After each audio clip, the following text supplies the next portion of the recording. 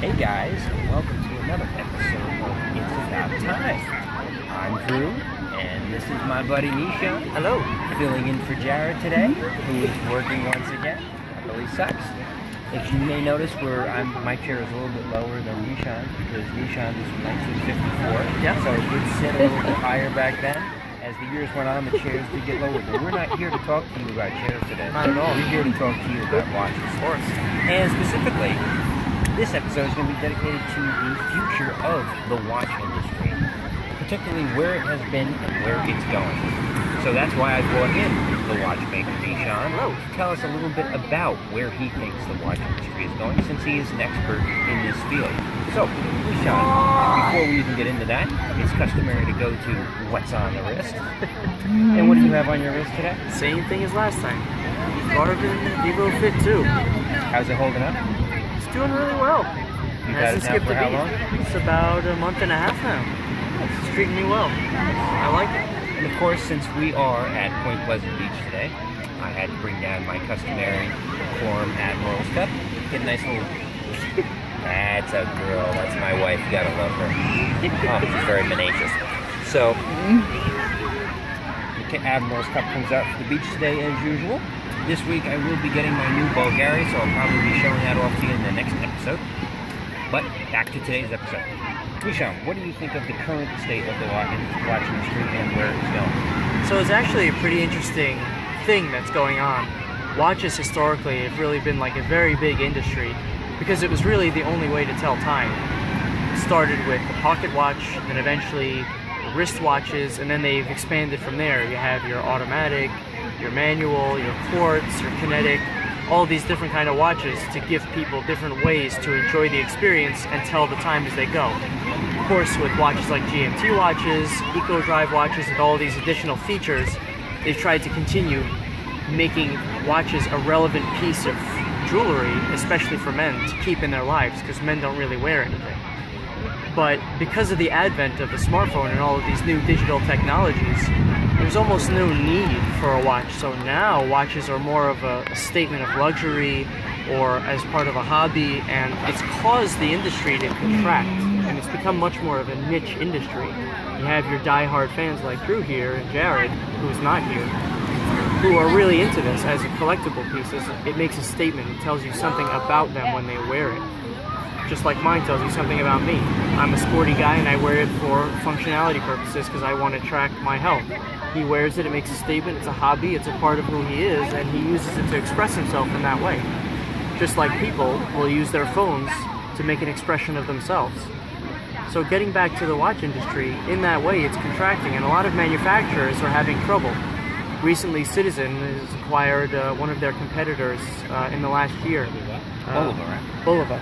They acquired Bulova because there isn't a need for as much competition anymore. And that contraction is continuing. And that's also going to end up probably driving down the cost of watches. Companies in Switzerland are actually experiencing trouble now because demand isn't there for their watches.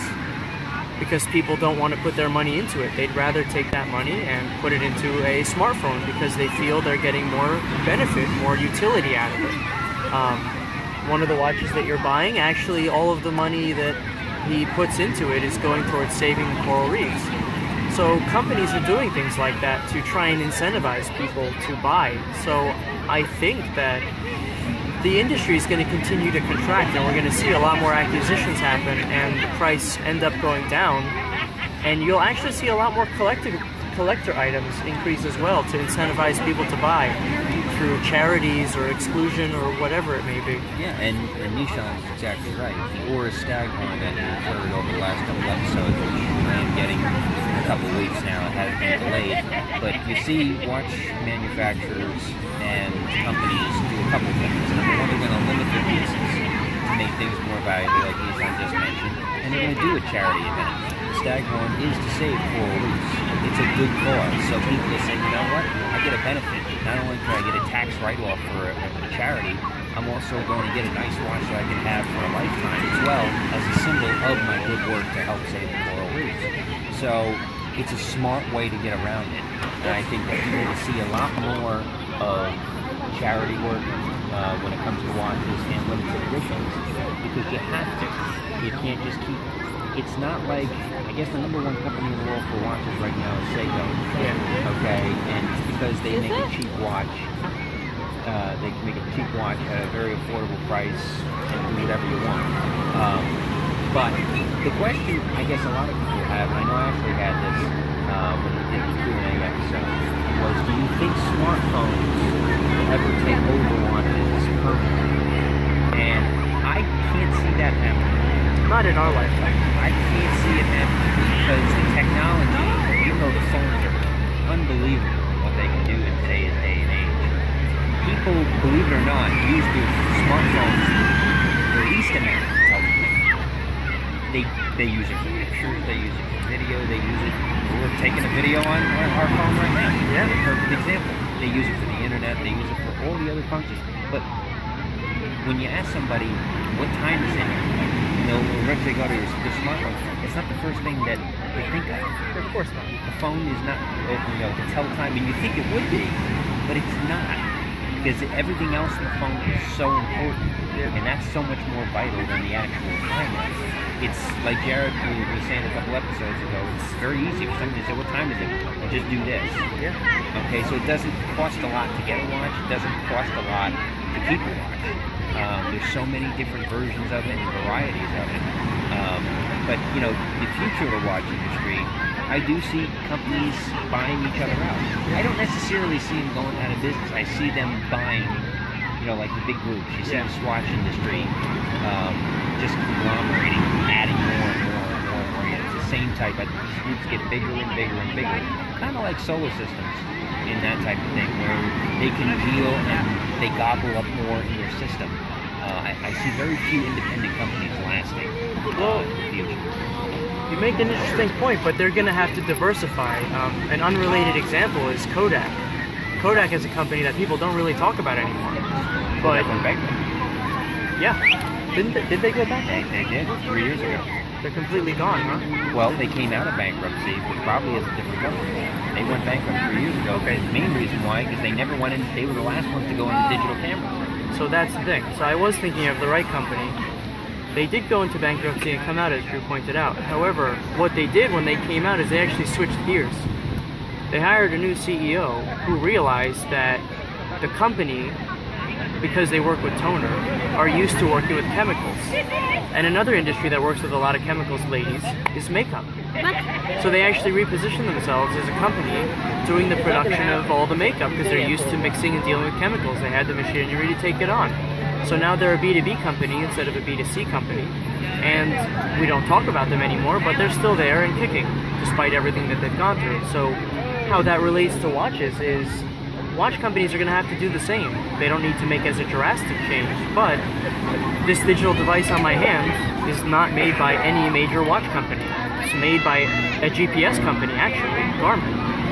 So if they're going to want to diversify, that's going to be the next best thing. And you see it starting to happen right in the watch industry. You see it happening with Pizzulo. Pizzulo is now making a smartwatch. You have Citizen, you have Seiko making smartwatches. I see in the Northstones, I see them in Neiman Marcus. They have a whole line of people making smartwatches. People who want both the benefit of a reliable Swiss watch company and the fact that they want a smartwatch to link to their phone or something like that as well. It's not as easy to do for the big watch industry because they don't have the contracts with the phone companies. Yep. The phone companies want to control both the watches and the phones. Well, they want to control everything. Samsung wants to control it because they make more money if they have both the watch and the phone. They don't want to give it out to Pizzulo and have Pizzulo be able to link to your phone because they're not getting their unless they somehow have a contracted agreement where they get part of that sale. So I could see something like that happening in the future. But not time soon.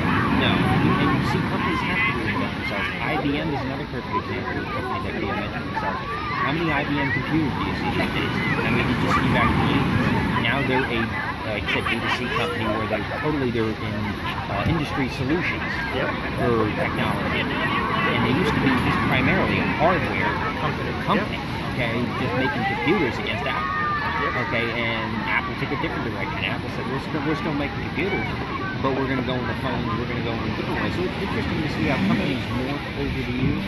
I don't think, people are saying, oh my God, is Rolex going? No, Rolex isn't going. No way. They're still the number one brand. Well, that's a luxury market. That's a completely different experience. And we talked about a couple of episodes ago about the quartz revolution, how that totally changed the watch industry. Yeah. Because without them, there is no Rolex the way it is today. Without them, there is no Omega or Dasher Constantine or Jaeger Coast or any of those type of brands that you now know and love as luxury brands. We're going to the watch show in October, as we told you about, and we're going to be seeing all these luxury brands, and they literally cannot do it on their own. They have to do it. You see all the watch big boys coming together for a show now. We just went to the Patek Philippe, but that was a museum episode that we did, because they were just showing off the piece. They weren't really selling it. They were just showing off the history of themselves. So they could afford to do that. But when you try to do like people sell these types of shows, you're looking at all the companies have to come together and do one big show. Yeah. Otherwise they can't make it work. It's too expensive for them to actually do this on their own, which wasn't the case 20, 30 years ago. But it is today with all the competition that's out there. So that's what I see in the future of the watch industry. I see more conglomerations. I do see some companies disappearing off the face of the earth. Oh, it'll happen. It'll happen.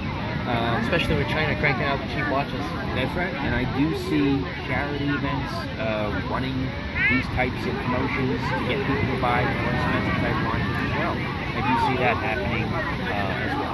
But this was what we wanted to discuss to you about, because it is interesting. All these episodes that we've done, like episode 33, I think, by now, we had to get into this. The fact that where is it going? We've shown you where it's been, but where is it now going? And I think that was a very interesting part of the episode that we did have to discuss with the audience. And guys, keep liking our page, keep subscribing. Everything with YouTube, Facebook us. We love hearing your comments on future episode ideas for Jared and I, Nishan, and everybody else that joins us. We love to discuss them with you. We're going to have future episodes on with Nishan actually fixing watches for us. Of course.